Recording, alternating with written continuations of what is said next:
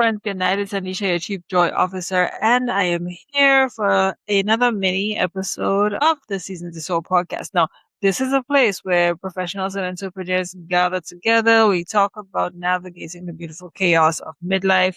We do it with a whole lot of honesty, humor, and a lot of heart. Right now, earlier today, I dropped an episode that talked about taking action in midlife. I talked about some of the ways that we can help ourselves to take action as to and to stay consistent while taking action. After that, I dropped a few other mini episodes just talking about some of the things that impact how we take action in this very precious midlife of ours. Now, just for context, midlife refers to persons who are between the ages of 35 and 60. I prepare content for persons who are 40 plus, but if you are 35, maybe you're more than welcome to be here. And I thank you for showing up. I thank all of my listeners for being here. I do appreciate all of you very, very much. Now, what I'm going to talk about very, very briefly is three mistakes people make when trying to stay accountable in midlife. Now, if you set a goal this year and you started strong and then completely dropped off like 2 or 3 weeks later, the issue isn't that it's a lack of commitment. I don't want you to feel bad about it, right? I just want to tell you a few things. Number one, it's usually about how you set up your accountability, right?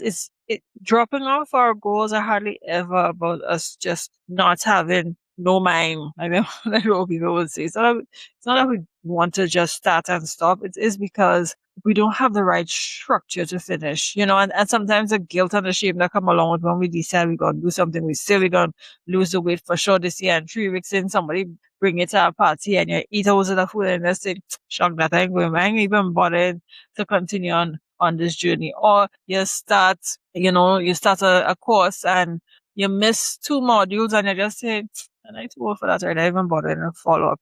But really and truly, if you have the right, truly believe, if you have the right support and the right structure, you can actually follow through these things. And I'm not just saying it because these are things I would have done for myself.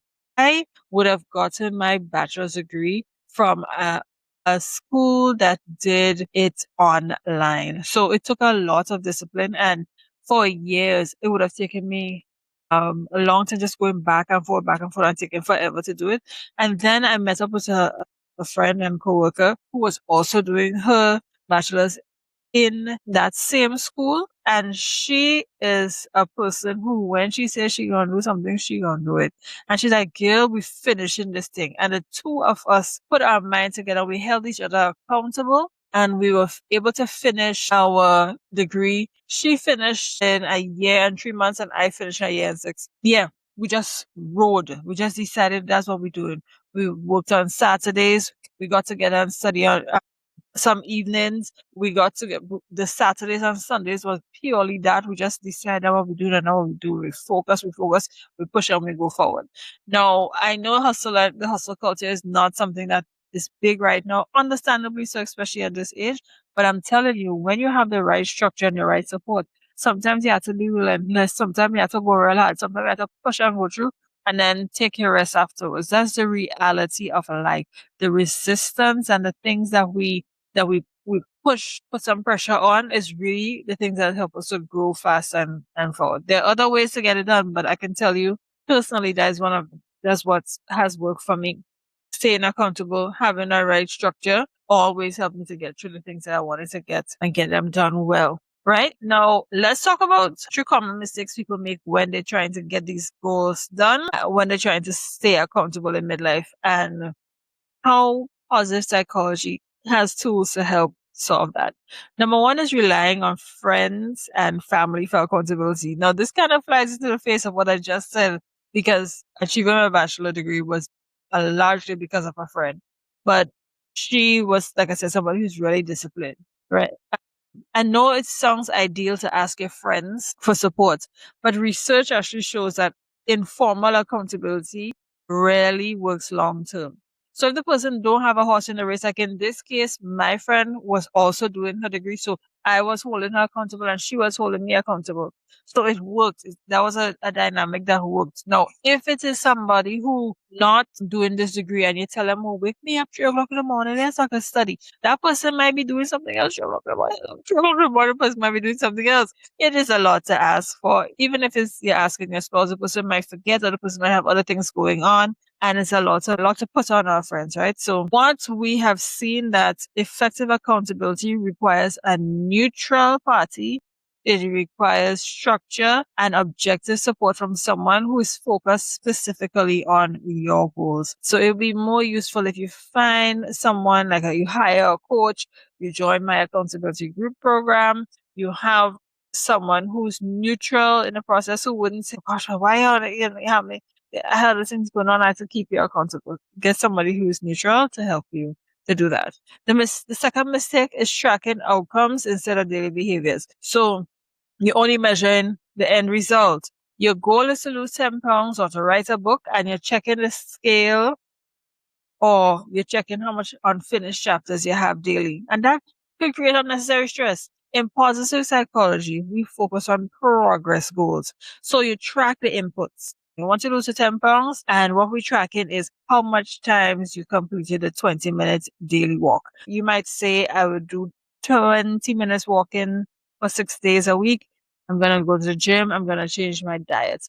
Now, when we come back and we track based on how much days a week you actually did. We're tracking your behavioral patterns because once you're able to track that, you're able to say, well, maybe the reason why I haven't met the milestone yet is because I didn't go and do the walk 6 days a week, I only walk 2 days a week. So it's very difficult to meet that milestone of losing the 10 pounds when you're not actually doing the behavior to support it, right?